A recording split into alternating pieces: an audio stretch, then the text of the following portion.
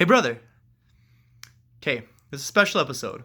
Special because it is more about my love, Stoicism, than psychology and philosophy. But it is because same. But it's also a special episode because it's kind of pertaining to this whole pandemic we're in, which is scary. That's a scary word, right? It's late, but scary word. Everyone's scared. Everyone's panicking. I don't know why everyone's panicking.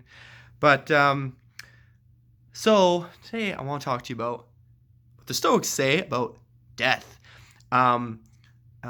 Particularly, I mean, they say a lot about death, but particularly two stories. So Stoics believe that you don't spend time worrying about things you can't control, right? Because it doesn't help. It doesn't do anything. So chief among those things is death, right? You should be prepared for everything. You should be prepared for death. You should be prepared for any bad thing that happens at any moment. That's what Stoics believe. But you can't control it, so let it come when it will. Like, whatever. Stoics talk about fortune a lot, and when they say fortune, they don't just mean about like good luck, or bad luck. They mean anything you can't control. Anything that just kind of happens. Fortune, and they say anything that's given to you by fortune isn't yours. So there's two stories I really like. Okay, one, there is the story of this Spartan soldier, Spartan warrior, young lad, as Spartan warriors were, right? He's in battle, and he gets captured. He's captured in battle. And as is the custom back in the time, often like the prisoners of war there were made slaves, right? And he says, "I will be a slave to no one." He's angry. He's yelling, "I will serve no one." And so they take him away to be a slave. Take him to his new master's house. I don't know. And the first thing that they order him to do as a slave, instead of doing it, the Spartan warrior, the young boy, smashes his head into a wall and kills himself. So I won't be a slave. Nope. Kills himself. So when Seneca's talking about this, he says, will you face death as bravely as this Spartan soldier? Will you face death as bravely? He says, no? Well, then death will drag you behind him anyways. The boy faces death bravely, and here you are also being dragged by death to death behind the boy who faced it bravely. Like a coward, right?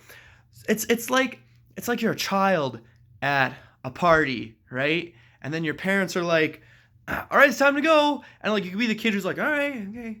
Like time to go. Like you can't control it. So you're just, all right, okay, let's go. And you nicely go to the car and you go home. And it's okay. Or you can be the child who throws a temper tantrum. No, I don't want to go. It's not fair. It's not time. I want to spend more time here in life. And you can face death one of two ways. You can face it, or you can be dragged to death anyways. Because you don't have a choice. It's going to happen if you argue with it. Doesn't matter. It's going to happen. So that's the first story. Another story the Stoics talk about.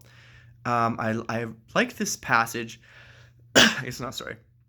Passage in Seneca, where he's saying that we're very insulted by death. We're like indignant about it. When it's our time to die, we're like, how dare you? How dare you take this life? It is mine. And we feel like we're being robbed, like this life is being stolen from us, right? And I mean, I don't think the Stoics really believe that life is yours to begin with. You've been given it, and you should be gracious about that.